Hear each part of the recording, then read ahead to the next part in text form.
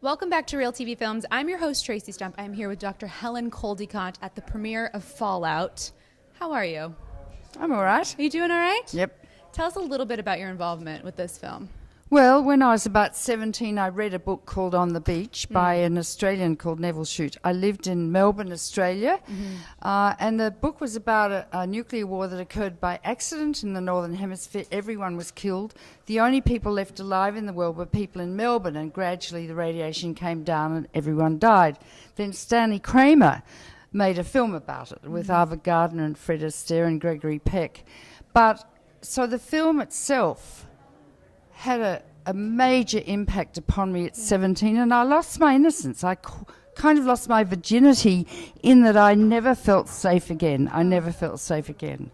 And so it changed my life and set me on a course as a doctor to try and rid the world of nuclear weapons and also nuclear power. So at 17, you see this film, and is that when you want to become a doctor to help? No, I decided at 11 to be a doctor, but when I entered medical school age 17, I learned about the genetic effects of radiation, and at the time Russia and America were going hell for leather, blowing up bombs in the atmosphere, and I couldn't understand as a young female medical student what these characters thought they were doing. Yeah. And they're still doing it. Yeah.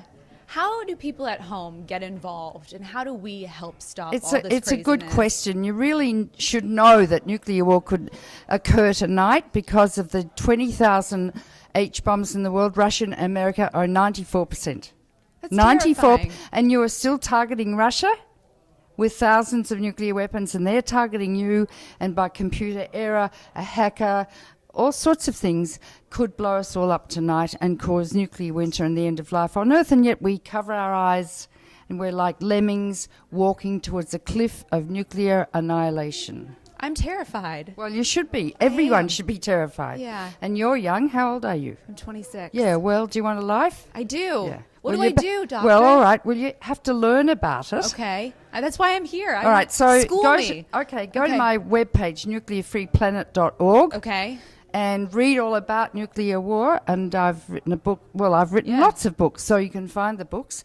Read them and educate themselves and yourselves. And remember what Jefferson said: an informed democracy will behave in a responsible fashion. And the fact that you don't know that means this democracy, quotes, is totally uninformed and it's suicidal.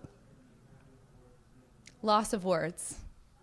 I love it, though. Thank you. Well, yeah, you better get going if you want I to better- live. you I'm guys- 75. I'm going to be dead soon. No, don't say that. Well, I will be, of course. But you're so 75. informed. There's no way. Well, I have to die sometime. Yeah, that's but true. You've got a long life ahead of you. I'm going to be reading for the rest of it because I'm very interested. Good. Thank you so much for Okay. teaching us.